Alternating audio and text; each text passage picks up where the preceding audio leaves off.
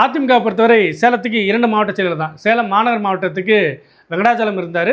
சேலம் புறநகருக்கு இளங்கோவன் இருந்தார். இல்லை சேலம் மாநகர் மாவட்ட செயலாளர் அந்த வெங்கடாச்சலத்துக்கு பதிலாக 2 புதிய பொறுப்பாளர்கள் போட்டிருக்காங்க. ஒன்று செல்வராஜ், இன்னொன்று ஏகேஎஸ் பாலன்.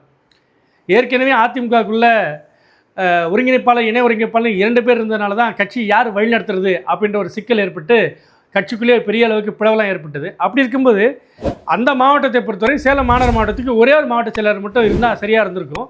ஆனால் எதனாலேயோ 2 மாவட்ட பொறுப்பாளர்களை போட்டதுனால அதிமுக நிர்வாகிட்ட இவர் பேச்சு கேட்குறதா இல்லை அவர் பேச்சு கேட்குறதா அப்படின்ற மாதிரியான ஒரு தடுமாற்றம் இருக்குது.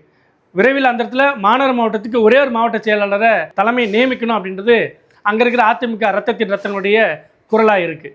சேலம் மாவட்டத்தின் எடப்பாடி தொகுதியிலிருந்து தான் அதிமுக பொதுச் செயலாளரான எடப்பாடி பழனிசாமியை ஜெயிச்சு வந்திருக்காரு. கடந்த 3 முறையும் அவர் தான் தொடர்ச்சியாக அந்த இடத்துல எம்எல்ஏ இருந்திருக்காரு. ஸோ சேலத்தை பொறுத்த வரைக்கும் அதிமுக ஆட்சி காலத்தில் சென்னைக்கு அடுத்தபடியாக அதிகளவு பாலங்கள், சாலைகள், உள்கட்டமைப்பு பணிகள்னு பார்த்தீங்கன்னா ஸ்மார்ட் சிட்டி, இப்படி பல விஷயங்கள் சேலத்துக்கு நடந்தது. அப்போது இருந்த எதிர்க்கட்சிகள் திமுக கூட இதுன்னா சேலத்துக்கு மட்டும் அவர் சொந்த மாவட்டன்றதுனால இவ்வளோ பண்ணுறாரா அப்படி மாதிரி விமர்சனங்களை வைக்கக்கூடிய அளவுக்கு அவ்வளோ ஒரு உள்கட்டமைப்பு பணிகளை அதிமுக ஆட்சி காலத்தில் சேலம் உள்வாங்கி இருந்தது. அந்த பலன் தான் 2021 சட்டமன்ற தேர்தலில் 11 சட்டமன்ற தொகுதிகளில் கிட்டத்தட்ட ஒரு 10 சட்டமன்ற தொகுதிகளை அதிமுக மற்றும் அந்த கூட்டணி கட்சிகள் வெல்வதற்கு காரணமாக இருந்தது. அதே நிலைமை தான் 2024 கிட்டத்தட்ட இருக்கும் அப்படின்றது அதிமுக கணக்கு போடுறாங்க.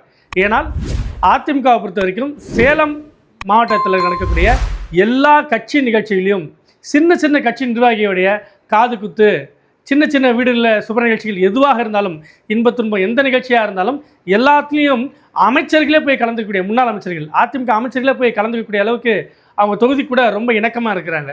இந்த முறையும் 10 தொகுதிகளை மீண்டும் அப்படியே கைப்பற்றுவது, முடிந்தால் சேலம் வடக்கையும் வென்றெடுப்பது அப்படின்ற ஒரு வியூகத்தை தான் இந்த மாவட்ட செயலாளர் கூட்டத்தில் எடப்பாடி பழனிசாமி பேசியிருக்காரு. ஏன்னா அவங்க ஸ்ட்ராங் பெல்ட்னு நினைக்கக்கூடிய கோயம்புத்தூர், கொங்கு பெல்ட்டு, அதுக்கு பிறகு சேலம், இதெல்லாம் சேர்த்து தான் நாம் ஆட்சி மாற்றத்தை ஏற்படுத்தணும். அதனால் இந்த 10 தொகுதிகளை நம்ம விட்டு கொடுத்துடக்கூடாதுன்றதில் எடப்பாடி பழனிசாமி ரொம்பவே உறுதியாக இருக்கார்.